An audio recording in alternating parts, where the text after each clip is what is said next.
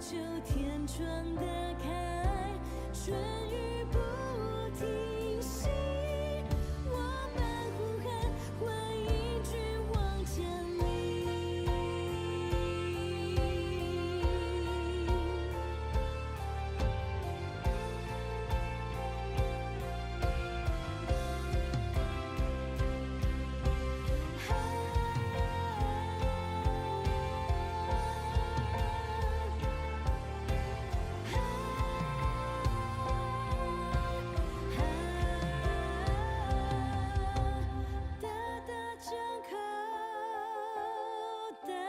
充满恩膏如雨，浇灌彻底，眼未看见，耳未听见，可不更多看见你的容颜？大大张口，大大充满。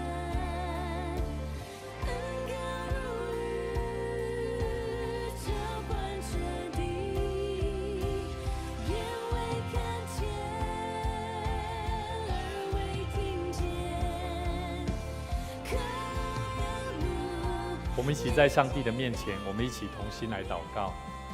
感谢神，让我们今天在神你的面前，我们用祷告，我们要大大的张口，在神的面前来敬拜神。愿主你的灵充满在我们当中，预备我们的心，让我们在神你的面前成为神所喜悦的儿女。主啊，我们向你说，我们要成为神你的儿女，是我们希望我们的生命能够看见神你智慧的话语，让我们明白在我们生命里面有许多的困难，我们要如何来往前走？恳求神帮助我们。我们欢迎主来进到我们的生命里面，我们向你求，恳求你就成为我们的帮助，住在我们的里面，成为我们生命的帮助。谢谢主，我们再一次将今天晚上我们的聚集，一起在神你面前的敬拜，向主你求，愿主你成为我们的帮助。祷告奉主的名来求，阿们。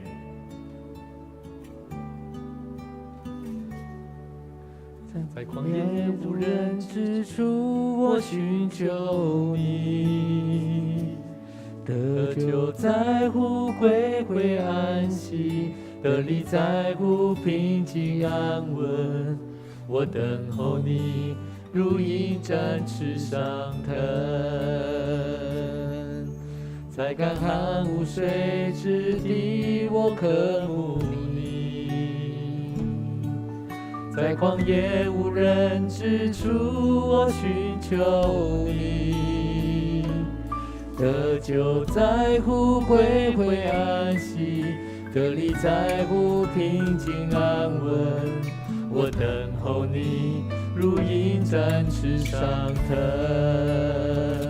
住在你里面，住在你里面，如同枝子与葡萄树紧紧相连。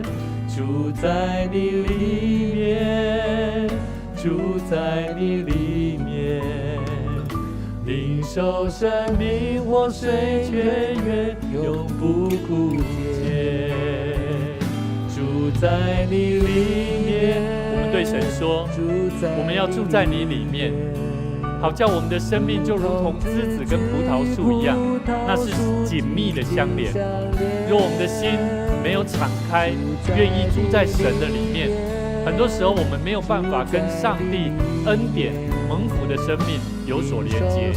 我们一起在神的面前大声的对主说，住在你的里面，住在你里面，住在你里面，如同枝子与葡萄树紧紧相连。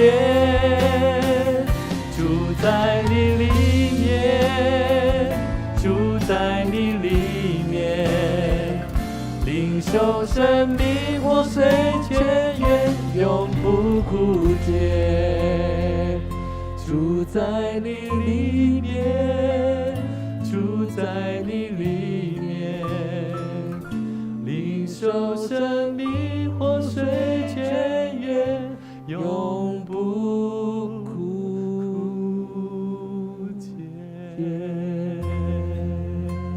主啊，我们向你求，恳求你用你宝贵圣灵来充满我们的心，再次教导我们的生命，让我们学习单单仰望神。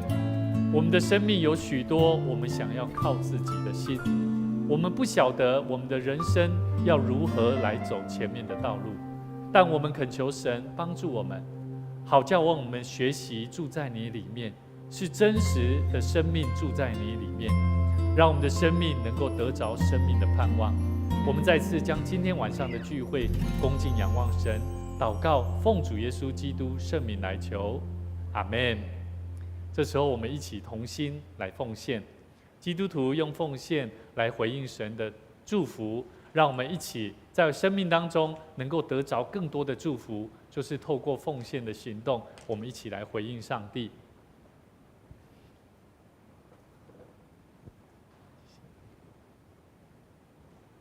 我们请钟南来带我们祷告。钟南，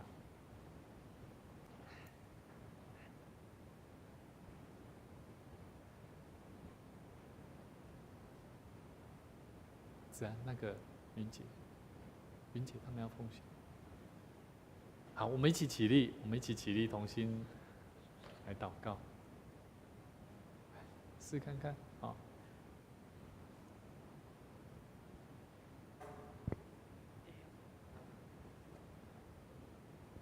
感谢主，让我们有今天的开始。祷告奉主的名来求，阿们。阿们。感谢主，让我们今天能够在这边真的是上帝的恩典。今天牧师要跟大家分享一个主题，叫做与人沟通的智慧。那其实基督徒最常就是跟上帝，你会祷告，你就会跟上帝沟通。但是实际上跟人沟通容不容易？其实我觉得不容易啊，因为每一个人都是不同的个体，你的习惯、你的家庭，甚至你谈话的方式都不太一样。那所以呢，其实我觉得跟人沟通真的是需要智慧，而且有些时候，就像牧师以前还年轻的时候，讲话都很快，快到一种程度是，别人还来不及回答我的时候，我会认为你不了解我，所以我会开始又噼里啪啦讲一大堆的话。那现在在回想的时候，就会发现说，其实人家不是没有话，是因为我没有给人家机会讲话。所以其实跟人家沟通，其实我觉得从现在的年轻人特别现在年轻人大部分都是用手机，那用媒体，然后用手在打字传递言语。其实我们讲话真的是需要操练。所以那个牧师刚刚在跟陈恩在聊谈话的时候特别你就会发现说，其实谈话真的是需要操练。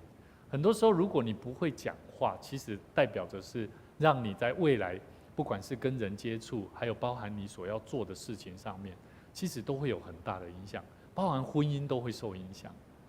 所以呢我觉得跟你旁边的人说，你要好好的训练你的嘴，你要好好训练你的嘴。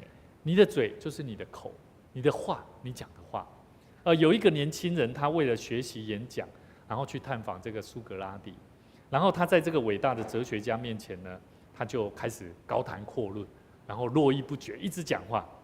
他花了很多时间在介绍自己，一直到这个苏格拉底他发现说他根本就没有机会来教他怎么演说了。他请教他怎么样去做这个演说。后来这个苏格拉底这个哲学家呢，他就伸手就打断这个年轻人说：“等一下，年轻人，看这个情形我应该要收你2倍的学费。”好，这个年轻人他就非常不解，他说：“为什么要收2倍的学费呢？为什么？”这个苏格拉底他就说：“他说如果要把你培养成一个领导者那么必须要教导你2样的原则。第一个原则是什么？叫做勒住舌头啦。你要学习停止一见到人就马上说话，而且不给人说话的方式啊。好，第二个就是你要正确的使用舌头的方法。好，来，我们一起年轻人那个云杰、陈恩看着 PPT， 来，我们一起不要看手机，手机先收起来。好，手机收起来，先拿给那个子安哥，来快点。子安先帮他们收起来一下，先帮他们把手机收起来。好，我帮你放手。来，先收起来。来，这段时间是非常宝贵的哈，你们要把你们的时间奉献给上帝，上帝才会祝福你们，不然你们今天来到这边都非常可惜。好，来专心，来，我们一起念哈，勒住舌头，勒住舌头。第二个，正确的使用舌头的方法。好，这两个东西其实很重要，因为一个成功的领导者，他知道怎么去聆听，而且说话的时机。所以你必须要知道你讲话的时机点，该说什么时候该说，什么时候不该说。好，所以钟兰，这个重不重要？什么时候该说也很重要嘞。有时候人家在问你说，那个这条路怎么走？然后你可能帮助到他，他可能会怎么样？他会记住你这个人一辈子，而且他搞不好还会怎么样？谢谢你帮助我，我可不可以跟你留一下你的电话？接下来你会获益哦，因此而受益哦。这是真的哦。所以有些时候你该说你不说，你看到有人希望你帮助，结果你就我不敢跟他在一起。我不敢跟他讲话，那个机会有可能就因此而流失，所以这是有可能的。第二个，正确的使用舌头的方法，有些时候你讲话，就像刚刚牧师讲的，你话太多了，你也不留一些时间给人家讲话也不好，因为你不知道他的心意是什么。好，所以呢，我们一起来看一段圣经节哈。我们来看今天的经文，在箴言18章1到8节，我们来看左手边，好，来左手边的，与众寡合的。独自寻求心愿，并恼恨一切真智慧。愚昧人不喜爱明哲，只喜爱显露心意。好，我们看右手边。好，我们看右手边的现代台这是现代这不是台语，我忘了改哈，它不是台语，它是现代2019的现代中文译本哈。我们看一下右手边，愚蠢人不问自己是否有真知灼见。只喜欢在人前自我表现。好，我们再看左手边，好，第3节，恶人来藐视谁来？羞耻来辱骂同道。人口中的言语如同深水，智慧的泉源好像涌流的河水。沾寻恶人的情面，偏断义人的案件，都为不善。愚昧人张嘴起争端，开口招鞭打。愚昧人的口自取败坏，他的嘴是他生命的网罗。传舌人的言语如同美食，深入人的心腹。好，13节，未曾听完先回答的，便是他的愚昧和羞辱。好，这里讲到1到3节，讲到只关心自己的人是什么人？你可以看一下，好好看一下圣经节，好，年轻人，你们好好研究一下，看文字要去思考。好，神的话的智慧就是在于，有在读的人，有在看的人，可是他有没有在思考？没有在思考的，我跟你讲，牧师讲再多你也听不懂，这样懂不懂？所以现在牧师要带大家一起来看你要一边眼睛一直看，然后头脑要开始动好，我说只关心自己的人是什么人？来看一下，只关心自己的人，你们看到右手边的现代中文译本有没有看到？有没有看到？第1节，只关心自己的人是什么人？与人寡合。好，与人寡合啦。请问一下，你们有没有跟人？你想象一下你的朋友关系、你的友谊关系，你是在群体当中是很容易跟人家建立关系的，大家都很喜欢你的。还是人家不喜欢你，这样懂不懂？如果一个人他在群体当中，他是很少会跟人家有那种和睦的关系的，这种人通常是怎么样？就是只关心自己的，这样懂吗？所以如果你要跟人有好的关系，你就要先学习怎样，不要只关心自己啊。好，来跟旁边的人说，不要只关心你自己，不要只关心你自己，再跟他说，也要关心别人。也要关心别人，是不是啊？男女朋友不要只关心彼此而已，这样懂不懂？我记得牧师以前谈恋爱的时候，每次去到教会，去到一个团体，我总是跟我旁边的这个恩爱的女伴都在哇讲悄悄话，然后去到团体的时候，我也不管别人怎么看，我就是跟他一直讲话。可是呢，我记得曾经那一段恋情当中那个女孩子她说：“你可不可以专心一点？”又没关系，我都回答她说：“又没关系。”你知道那个意思了吗？其实女孩子她在告诉我，你这样子不好。她在告诉我，其实你应该要跟人一样，即便我们这个感情，我们在一起，但是我们在群体的关系一样要有。所以年轻人 ，Hello， 我们一起说，谈感情也要谈群众的关系。来，谈感情也要谈群众的关系。我觉得现在的年轻人很重要，我们要教导这种概念。不要单单只是爱到然后爱到较惨死的，真正是安尼呢。因为他只要爱完了以后，爱下去以后，他接下来就跟其他的朋友都没有关联了。然后大家就开始来看，我等着看你们两个怎么在一起。然后等到他们分开了以后，大家都说我早就看出来了，你们本来就会这样了。这样懂我意思吗？所以其实我觉得最好的，基督徒谈感情，特别年轻人谈感情关系，一定要回到上帝的面前。要有智慧，好，所以呢，圣经里面教导我们，只关心自己的人，他是与人寡合的。而且呢，第2节他说什么？是什么？他是愚蠢人啊！讲难听点，他竟然是愚蠢的与人寡合，而且只关心自己的人其实他是愚昧的。愚蠢就讲难听一点因为什么？愚蠢人他是怎么样？他不问自己是否有真知灼见，而且只喜欢在人的面前彰显自己的表现自己，他只喜欢让人家知道说，你看我多厉害，你看我会，你看若不是我，你们都没有办法。有这种人在教会里面也是一样。所以呢，只关心自己的人，他喜欢表现自我，而且呢，他不喜欢真理，而且他喜欢反对，不为了反对而反对了。所以你看现在我们在关心这个台湾跟对岸的这个中国的关系，你去观察这2个国家的人文素养，你就会知道了。那个人的关系，如果你只是关心自己，而且不问真理的那一种人，通常是什么呀？他很容易跟人家反对，而且他不管是非对错，他就是跟你反对。所以我们要了解，只关心自己的人，而且他心里面容易产生什么？第3节，产生什么？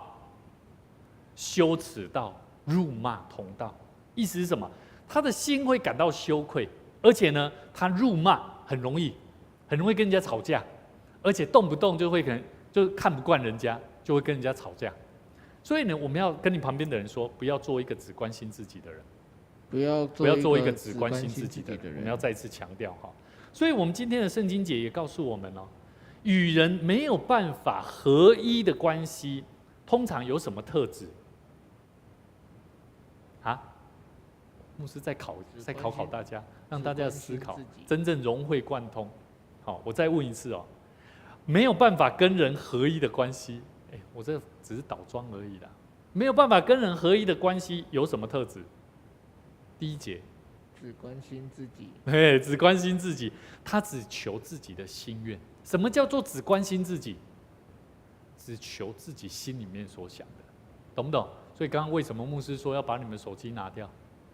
因为当下的你们你们的心愿就是你要回复，你要赶快回复人家嘛。我知道现在年轻人为什么手机都不离身，因为讯息那个朋友来的讯，他要马上回人家。但是你知道我们现在来到教会是在做什么？为什么你今天要来教会？为什么？让牧师看，让大家看你在玩手机吗？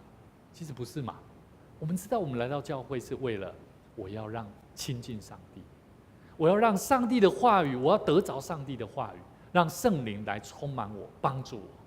所以我们一定要明白，我们没有办法跟人合一的关系，往往是因为我们很多时候我们只求自己的事情，我们的心愿，我们不喜欢真正的智慧，这是圣经里面教导我们。所以第2个，我们要了解什么是愚昧人。愚昧人通常有什么样说话的特征？我们今天来看这段圣经节第2节，愚昧人有什么讲话的特征？来考大家，说说看你所看到的你所想到的。好，这个很重要哦，这会帮助我们。当我们在读经、我们在看圣经的时候，有人会问我们说这段圣经节什么意思？那你要会讲啊，那你就要思考啊。如果你没有思考，你怎么会讲？我说我叫我牧师来讲，牧师比较会讲。好，不是这样，这不是基督徒。我们要成为什么？看神的话语，我们要会分享。好，来第二节里面有讲到有什么特征？自我表现。第二节讲到什么？不喜爱明者嘛，对不对？简单讲就是不喜欢别人的建议啊，对不对？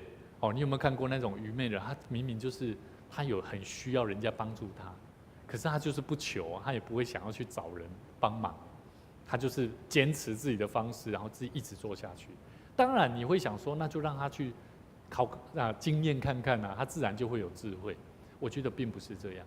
很多时候你会看到，其实愚昧的人，就好像现在有些时候我在带我的孩子，孩子就这样，他们很单纯，他们不知道，他们不是愚昧，但是如果你不教他，你不告诉他，他会变成愚昧的，这样懂吗？所以我们通常会教孩子说：注意听，爸爸妈妈要告诉你什么。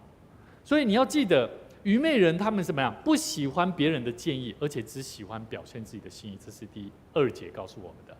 然后呢，另外一个部分呢，愚昧人还有什么特征？第6节，看一下，讲话容易怎么样？进入麻烦争论当中，对不对？还有第7节怎么样？他们无法怎么样掌控自己啦？有没有？为什么他们容易跟人家吵架？对不对？自取败坏，为什么会容易？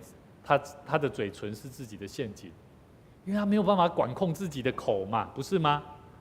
讲话方式他也不精益求精啊，有没有？承认？要不要开始学习讲话？你要开始学习讲话。如果你不讲话，你不学习操练讲话，未来你的心里面的话，你讲不出来。我曾经有一些朋友，我记得这个前阵子我遇到一个。我从小到大，他的爸爸妈妈都在教会，他的孩子也是在教会长大。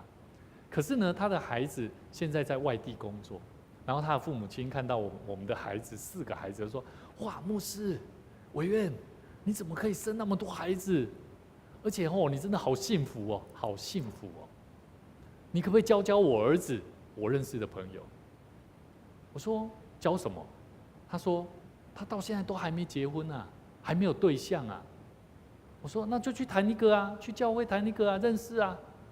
他说不要说了，他们都不太会讲话。牧师意识到说，哇，原来人只要进入生活里面，如果不学习讲话，其实对一个人一生有很大的影响哦。或许你有很好工作，可是你在人的关系上是很大的影响，特别是家庭。所以呢，跟你旁边的人说，不说话很危险。不说话很危险。但是你也曾经听过一句话，叫做言多必失啊，对不对？所以我们要有智慧。跟你旁边的人说，我们要靠主得智慧。我们要靠主得智慧。好，所以呢，第13节还有讲到一个愚昧人的问题13节说什么？什么是愚昧人？愚昧人他们讲话会怎样？听话都听一半的啦，了解不？所以牧师都时常鼓励我们同工、长子同工，真的，我们长子同工也有人听话都是听一半的，然后听完马上就怎么样，情绪就来了，所以牧师真的要鼓励各位，我们要做一个神所用的人，一定要学习讲话，而且要学习怎么顺服听话，而且你还要怎么样顺服，怎么样讲听话，要把它听完。然后要试着去把它讲得委婉，所以我觉得这真的是一个智慧。那今天的圣经节里面讲到第4节，他特别讲到第4节，牧师想要跟大家分享。我们先一起来念来，人口中的言语如同深水，智慧的泉源好像涌流的河水。好，那现代中文译本中间它是说，人的言语能成为智慧的源头，深如海洋，清如流泉，好像没什么问题，对不对？可是我要跟大家解释，我觉得这句话现代中文译本翻译的不是那么 OK。为什么？因为其实你看它有一个那个标点符号，它是什么？什么如同深水后面是什么？分号。分号。什么是分号？意思就是说前面的句子跟后面的句子是不太一样的形容的句子。但是呢，在现代中文译本，它是却把深水深如海洋跟清如流泉把它放在一起。也就是说，他说人的言语，他实际上他是跟他并没有把它做一些分别。可是，在新标点和合本跟现代台语译本就有把它做个分别。好，所以呢，我们要知道哦，如同深水，你们知道什么是深水吗？水在很深的当中，你们看到是什么水？那个水质怎么样？很深的水，是清澈的还是浑浊的？是清楚看得见的还是看不清楚的？其实是看不清楚啊。其实水越深其实你会发现那个水实际上是浑浊的，代表的是什么？人口中的言语如同深水，意思就是说深藏不露啊。就好像一个人讲话，你好像听他讲的好像很有道理，可是你会发现他心意不单纯啊。你有没有听过这种？有吗？他讲的头头是道，可是呢，你却认识这个人，你就会知道他讲的话是假的啊。不认识他的人就认为说，他讲的很好，有没有？深如什么？深藏不露。可是呢，他讲的话半吞半吐的当中，你会发现说，真的没有人可以理解。这种就属于如同深水的讲话。可是圣经讲说，智慧的泉源是好像涌流的河水。什么叫涌流的河水？涌流的河水它就是清澈的，它是不断的源源不绝的，而且会让人家感觉舒服的、清爽的。所以我们要了解，你看台语他说什么？人嘴来的话，亲像深的水啊。好，讲起来这是不是真的好的哦？好，后面呢，智慧的水泉，亲像水泉，亲像底流的溪水啊。就是说，一个有智慧的讲话、有智慧的人，他的讲话一定要时常，生命要不断的怎么样？要更新啊。所以跟你旁边的朋友说跟你旁边那个中南跟后面的人说，跟他说，我们一起说，你的讲话要学习如溪水一样。你的讲话要如同溪水一样。什么溪水一样？就是溪水是清澈的、清楚的。不要含糊不清。含糊不清，你就把它讲清楚，懂不懂？你看人的表情，你看就知道了。每一个人在讲话，你看到他的表情，就会知道他到底懂不懂。所以很多时候我们要学习讲话很重要。某一个机构他针对基督徒的商人，他做了一份有关聆听的问卷调查。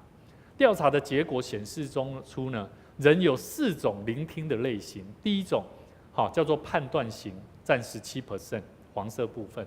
第二种发问型的占26%，建议型的占35%，投入情感型的有22%。好，这4种呢，第一种判断型的，什么是判断型的？我们一起来看他早已心里做了决定，不愿意轻易接受事实真相。这种人通常带有批判性、否定性以及先入为主的观念。也就是说，你跟这种判断型的人沟通你会发现他早就已经做好决定在跟你讲话了。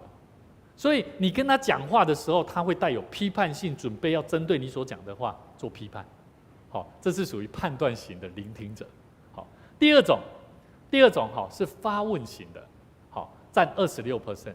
这种人是什么？他倾听对方说话的时候呢，以不断提出问题来主导谈话。也就是说，他其实在你讲话当中，他就会开始在问你话，然后呢，把你的话当中再带着你再说。这种类型的人物呢，会觉得问题本身才是说话中的重要部分。好，我再说一次倾听对方说话的时候，以不断提出问题来主导谈话。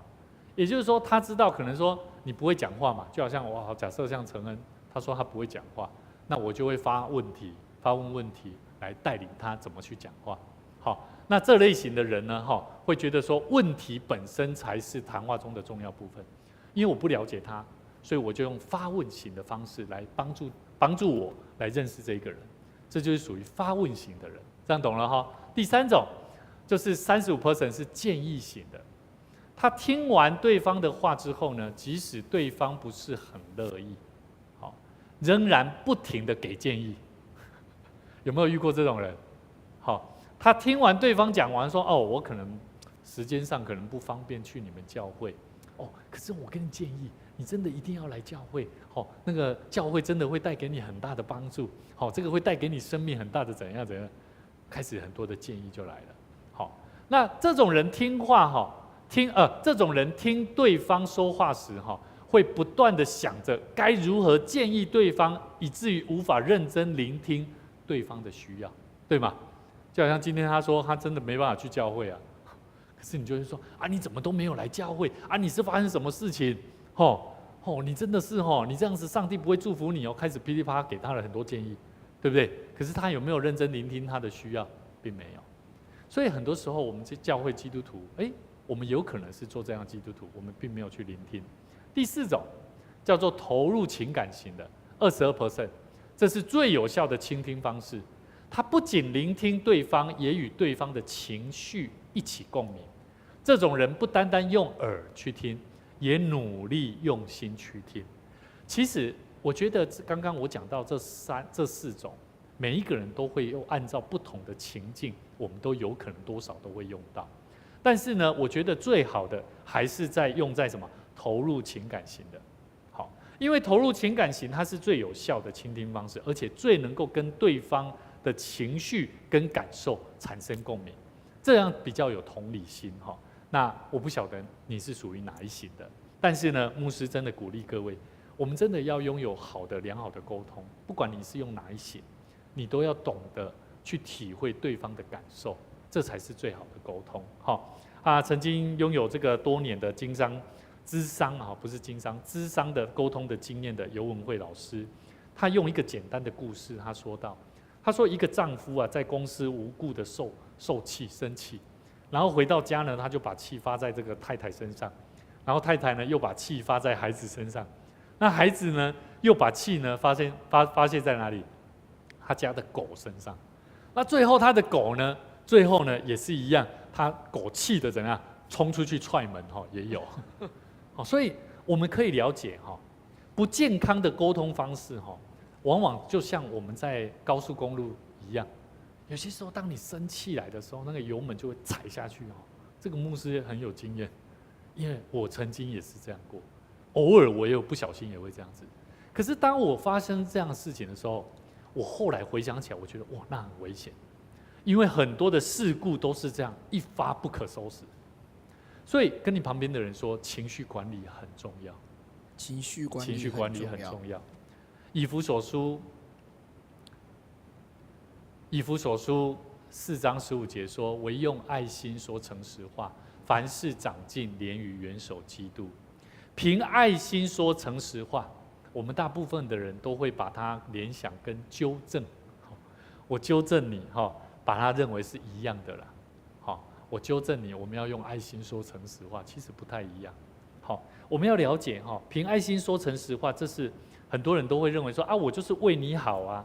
我们合理化我们伤到人，我们的讲的话伤到人，真的我们说我就是为你好，我才会讲出这样的话嘛。有没有听过？实际上蛮常的，特别是比较年长的弟兄姐妹蛮常会发生这种问题。可是呢，这段圣经节在告诉我们，我们要在爱里面要持守住，要活出、行出真理啊。也就是说，当你用爱心说建议对方的话的时候，你要是真的做得到的人，你不能成为一个做不到的人，不能说反正你就照着我这样跟你讲，这真的对你有好处，然后你就不理他了。你也不会想说带着他，陪伴他，然后甚至为他祷告。你觉得你做这件事情有没有什么困难？听他说，然后你觉得我给你这个建议，你有没有期待，想要来一起突破看看？如果你愿意，我愿意陪你，有没有不一样咯？我觉得你这个事情哦，你这样子很危险哦，我不建议你这样做，这样太危险了，加油，干巴的，然后就走了。哦，不太一样，有没有发现？可是当我们继续跟他讲说，如果你愿意，我愿意陪你，甚至如果你愿意，我们求神上帝帮助我们，我为你祷告，好不好？然后这次祷告分享完以后，他心里面一定会感觉到你是愿意陪他的。可是几天后，你不能看到他以后就当作没那件事情发生了，因为可能他正在做，他也正在学习突破，可是你也没有再去问他进行的状况如何。所以呢，我觉得在我们关怀关心，特别现在的很多年轻人，牧师真的鼓励我们，真的要时常给他们提醒，但是我们要学习聆听，让他们学习说出他们心里面的话，他们的困难是什么。当他们知道这个是好的，可是他们为什么做不到的时候，我们要怎么样陪伴他们？要说哦，我们不说，实际上等于就好像我们跟他们一样是愚昧的，因为我们看到一个愚昧的，我们就想说，嘿，我就看你怎么继续愚昧下去。我觉得这应该不是上帝希望我们做基督徒做的，我们应该要陪伴他们，帮助他们，祝福他们，而且要告知他们。我觉得这个很重要。所以凡事长进，连于元首基督。基督是什么？基督牧师有讲过，基督就是救世主嘛。当我们连于元首基督的时候，我相信我们的生命就会真的学习，就像救人一样，帮助人，而不是单单的是一个不会聆听的，而是看着人家说笑话的。好，所以呢，在我们生命里面呢，其实我们真的要学习这个很重要智慧的功课。苏格兰有一个哲学家叫做休谟，他是以怀疑论著名的哈，他很容易怀疑，他经常去参加正统信仰的教会的聚会，他去听一个很严肃的牧师讲道。那这个讲道的人呢，讲道的布道家他叫威特肥，那有人就遇到他哈，就问这个休谟哈，问他说，你去听哦。你不会觉得矛盾吗？听这样的讲道，你知道休谟他说什么话？他说：“我全不相信他所讲的。”你看怀疑论哈，但是这位牧师他相信，这样懂吗？我愿意每周来一次，去听一个人相信他自己所讲的，很有意思哦。他说：“我全不相信他所讲的，他有他的立场，对不对？”有人在问他嘛，问这个休谟嘛，你是一个那么会怀疑人家的哦，你怎么会去听这个牧师讲道啊？是不是你相信他啊？他说我完全不相信他所讲的，但是这位牧师他相信，我知道他相信他自己所讲的，我愿意每周来去听一个人他相信他所讲的。你看哦，前半段讲的好像是他不相信的，对不对？可是一个不相信的人，他愿意跟着一个他自己所讲的话，是他相信自己所讲的。所以牧师想要问你相信你所信的吗？这样你懂我意思了吗？你相信你所信的吗？只要你相信你所信的，那我们正应当要怎样？要讲得出来啊！所以跟你旁边的人说，讲你所信的。讲你所信的，好，说你所当说的，这样懂不懂？这就是上帝今天要带给我们最重要的沟通的智慧。很多时候我们在沟通，我们不晓得我们自己要讲什么，因为我们连自己所知道的也不清楚。所以其实我觉得这真的是需要智慧，求神帮助我们。好，我们一起同心来祷告。